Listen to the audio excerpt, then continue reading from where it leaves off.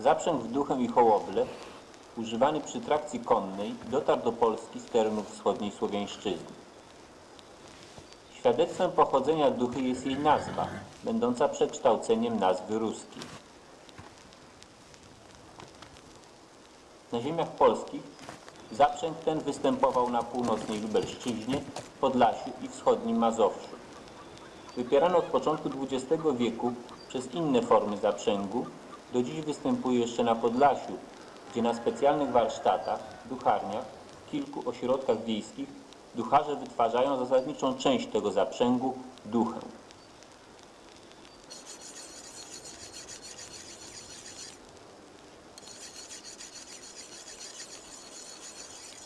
Podstawowymi narzędziami pracy ducharza są obok pionowej ducharni, na której przy pomocy żelaznych łomów wygina się duchę, ośnik, siekiera i nóż.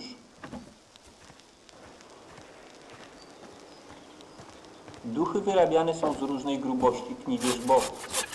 Odpowiedni surowiec kupuje się i zwozi do ogrodnic z odległych nawet wsi.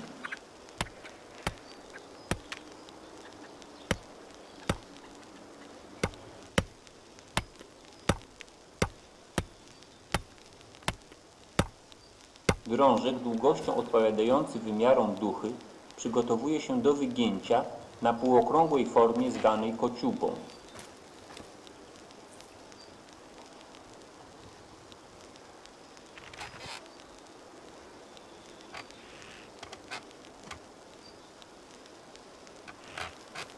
Lekkie duchy, zwane kabłąkami, wygina jedna osoba. Drzewo ścięte jesienią lub zimą posiada dostateczną giętkość umożliwiającą kształtowanie. Nie stosuje się obecnie żadnych dodatkowych zabiegów zwiększających elastyczność surowca, jak praktykowane do czasów ostatniej wojny rozparzanie drewna w piecu chlebowym.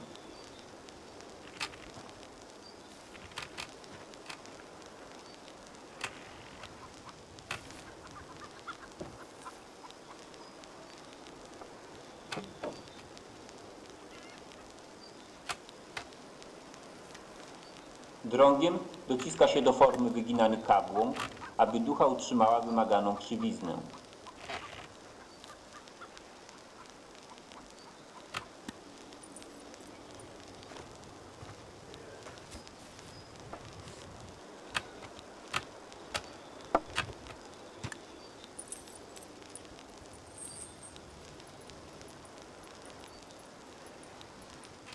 Aby zapobiec rozprostowaniu kabłąka, ściąga się jego końce drutem lub łańcuchem.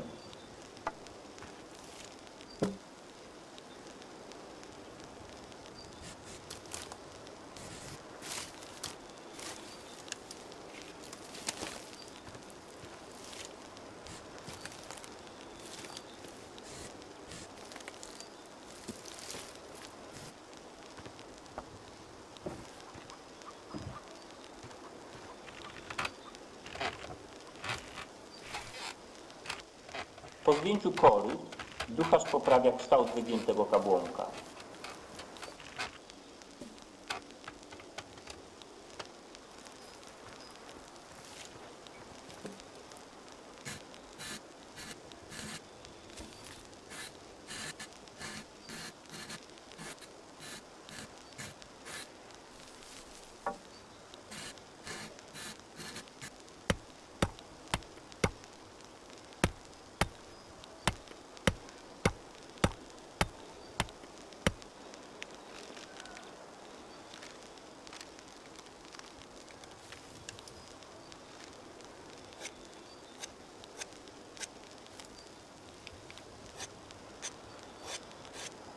Ducharz przygotowuje witkę leszczynową, którą zakłada na końce kabłąka.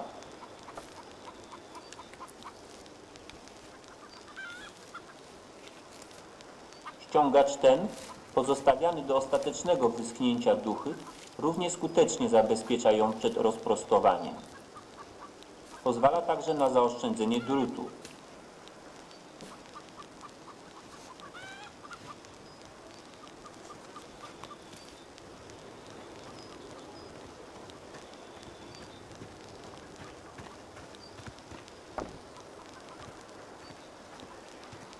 Wygiętą duchę odstawia się do przeschnięcia przed dalszą obróbką.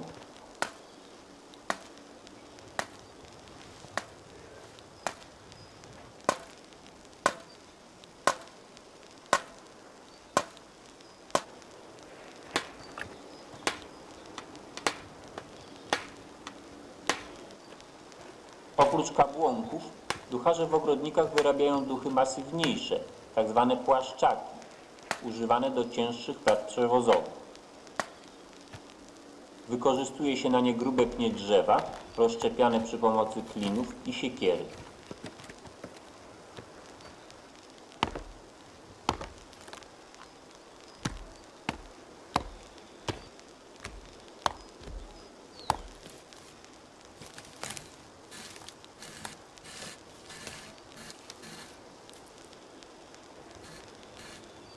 Rozdzielony odpowiednio pień obrabiany jest wstępnie siekierą i ośnikiem.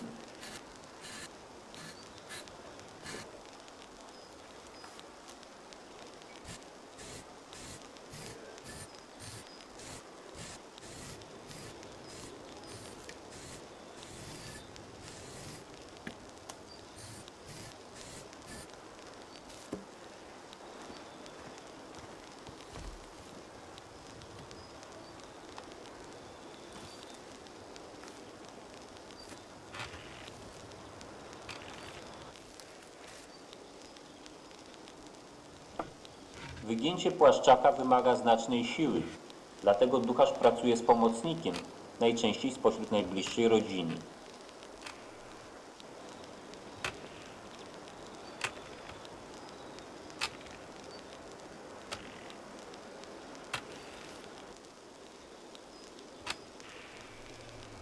Technika wyginania obu typów duch jest podobna. Wymaga dużej wprawy i znajomości właściwości drewna.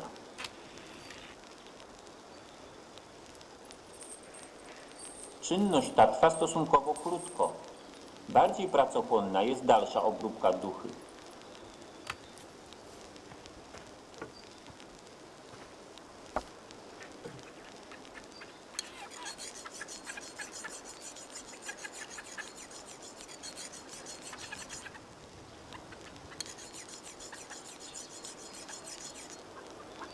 Po przygotowaniu większej ilości duch i wstępnym przesuszeniu następuje ostateczne ich wykończenie za pomocą ośnika. Ducharz wygładza wszelkie nierówności. Przy duchach płaszczaka odpowiednim struganiem płaszczyzn bocznych podkreśla ich trapezowaty kształt.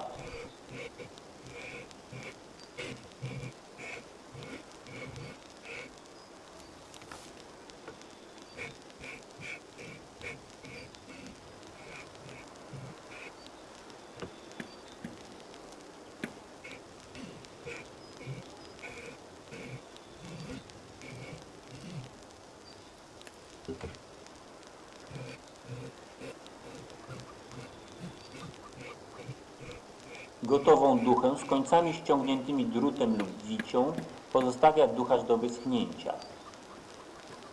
Suszenie trwa w zależności od pogody do 2 tygodni.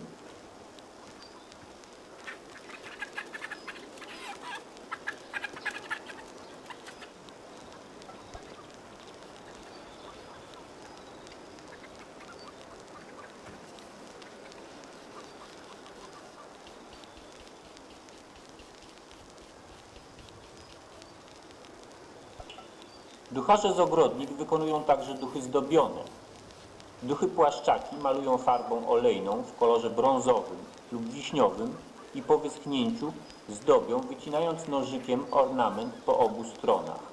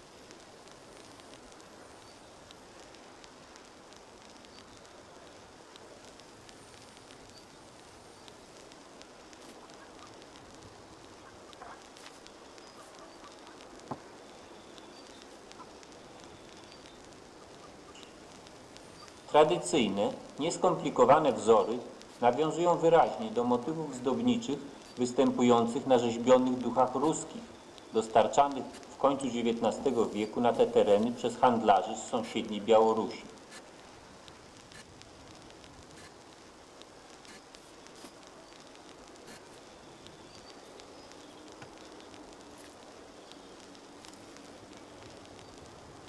Duchy zdobione, używane wyłącznie przy zaprzęgach odświętnych, wykonywane są głównie na zamówienie.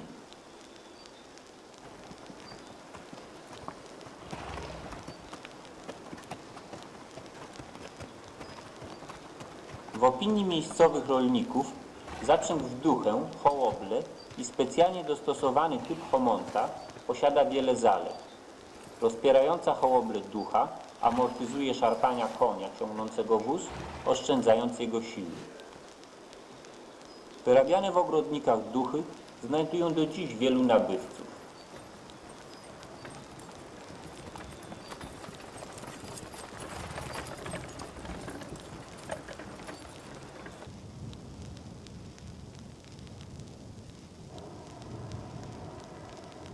Ducharstwo wykonywane sezonowo w okresach mniejszego nasilenia prac rolniczych jest dodatkowym źródłem dochodu dla uboższych gospodarzy we wsi.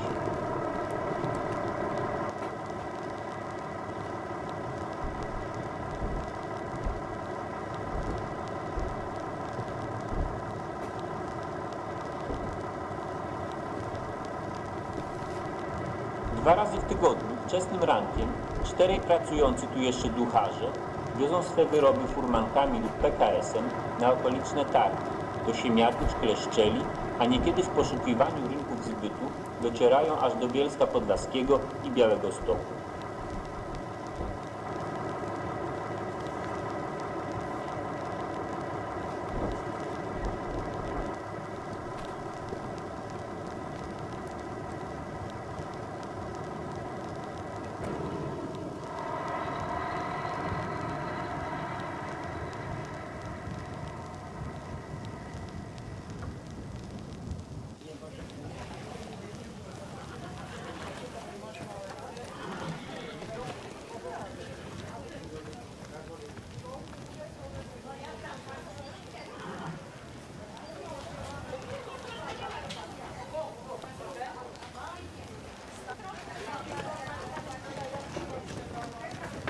Na targu nabywcy sprawdzają zwykle jakość wyrobów, oceniając ich sprężystość i dokładność wykończenia.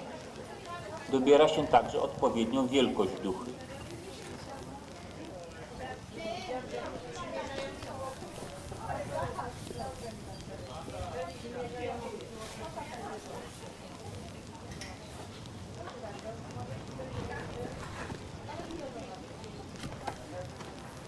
Zmiany zachodzące na wsi polskiej powodują stopniowy zanik ducharstwa, podobnie jak i innych tradycyjnych rzemiosł ludowych.